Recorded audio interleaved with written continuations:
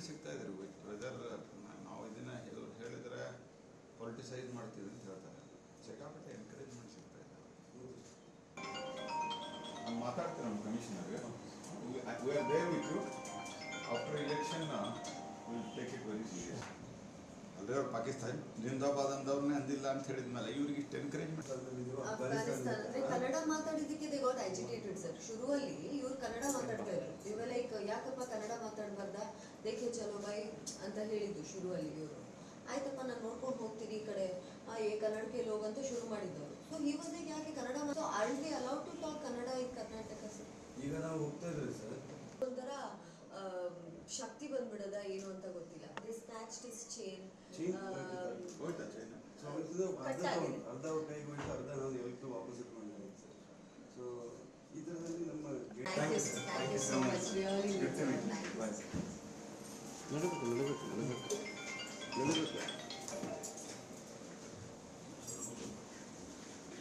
ಅಫ್ಘಾನಿಸ್ತಾನ ಕನ್ನಡ ಮಾತಾಡಿದ್ದಕ್ಕೆ they got agitated sir. ಶುರುವಲ್ಲಿ ಇವ್ರು ಕನ್ನಡ ಮಾತಾಡ್ತಾ ಇದ್ರು. ಇವ ಲೈಕ್ ಯಾಕಪ್ಪ ಕನ್ನಡ ಮಾತಾಡ್ಬಾರ್ದ, ದೇಖೆ ಚಲೋ ಬಾಯ್ ಅಂತ ಹೇಳಿದ್ದು ಶುರುವಲ್ಲಿ ಇವರು.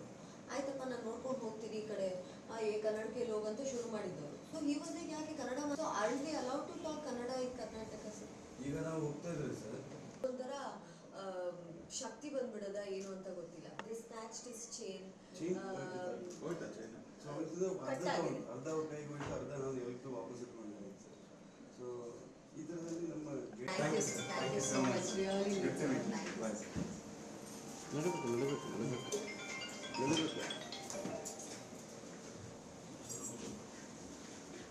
ನಟಿ ಹರ್ಷಿಕಾ ಪೂರ್ಣಚ್ಚ ಹಾಗೂ ನಟ ಭುವನ್ ಪೊನ್ನಣ್ಣ ದಂಪತಿಗಳು ಇವತ್ತು ಹುಬ್ಳಿಗೆ ಆಗಮಿಸಿದ್ದಾರೆ. ಕೇಂದ್ರ ಸಚಿವ ಪ್ರಹ್ಲಾದ್ ಜೋಶಿ ಅವರ ಮನೆಗೆ ಆಗಮಿಸುವ ಮೂಲಕ ಮೊನ್ನೆ ಅಷ್ಟೇ ಬೆಂಗಳೂರಿನ ರೆಸ್ಟೋರೆಂಟ್ನಲ್ಲಿ ತಮಗಾದಂಥ ಕಹಿ ಅನುಭವ, ದೌರ್ಜನ್ಯದ ಕುರಿತು ಕೆಲವೊಂದಿಷ್ಟು ಚರ್ಚೆಗಳನ್ನು ಮಾಡಿದ್ದಾರೆ. ನಮ್ಮ ಜೊತೆ ಹರ್ಷಿಕಾ ಪೂರ್ಣಚ್ಚ ಹಾಗೂ ಭುವನ್ ಪೊನ್ನಪ್ಪ ಅವರು ಇದ್ದಾರೆ. ಅವ್ರನ್ನ ಮಾತಾಡ್ತೀನಿ. ಮೇಡಮ್, ಏನಾಯಿತು ಮೇಡಮ್ ಮೊನ್ನೆ ಘಟನೆ? ಯಾವ ರೀತಿ ತಮ್ಮ ಮೇಲೆ ದೌರ್ಜನ್ಯ ಉಂಟಾಯಿತು? ಅದೇ ಸರ್, ನಾವು ಆರಾಮಾಗಿ ನಾನು ಅದೇ ಆಗ್ಲೇನೂ ಹೇಳ್ತಾ ಇದ್ದೆ, ಹೇಗಂದರೆ ನಮ್ಮ ಸಂಸಾರ ನಾವೆಲ್ಲ ಹೇಗೆ ಅಂತ ಹೇಳಿದರೆ, ನಾವಾಯಿತು, ನಮ್ಮ ಪಾಡಾಯಿತು, ನಮ್ಮ ಕೆಲಸ ಆಯಿತು, ನಮ್ಮ ಶೂಟಿಂಗ್ ಆಯಿತು, ನಮ್ಮ ಕೆಲಸ ಆಯಿತು, ನಮ್ಮ ಸಮಾಜ ಸೇವೆ ಆಯಿತು, ನಾವು ಏನೇ ನಮ್ಮ ಕೈಲಾಗಕ್ಕೆ ಮಾಡೋಕ್ಕಾಗತ್ತೆ ನಾವು ಸಹಾಯ ಮಾಡ್ತೀವಿ, ನಮ್ಮ ಪಾಡಿಗೆ ನಾವು ಇರ್ತೀವಿ ಅಂತ ನಮ್ಮನ್ನೇ ಇವ್ರು ಹೆರಾಸ್ ಮಾಡಕ್ಕೆ ಬರ್ತಾರೆ. ಅಂದರೆ ನಾನು ಹೇಳೋದು, ಯಾರಿಗೂ ಪ್ರೊಟೆಕ್ಷನ್ ಇಲ್ಲ ಸರ್. ಏನಾಗ್ಬಿಟ್ಟಿದೆ, ಒಂದು ಪ್ರೊಟೆಕ್ಷನ್ ಅನ್ನೋದಕ್ಕಿಂತ ಭಯ ಇಲ್ಲ. ಹೆಂಗಾಗ್ಬಿಟ್ಟಿದೆ ಅಂದರೆ, ನಾನು ಗುಂಪು ಕಟ್ಕೊಂಡು ಹೋಗಿ ಏನು ಬೇಕಾದ್ರೂ ಮಾಡ್ಬೋದು.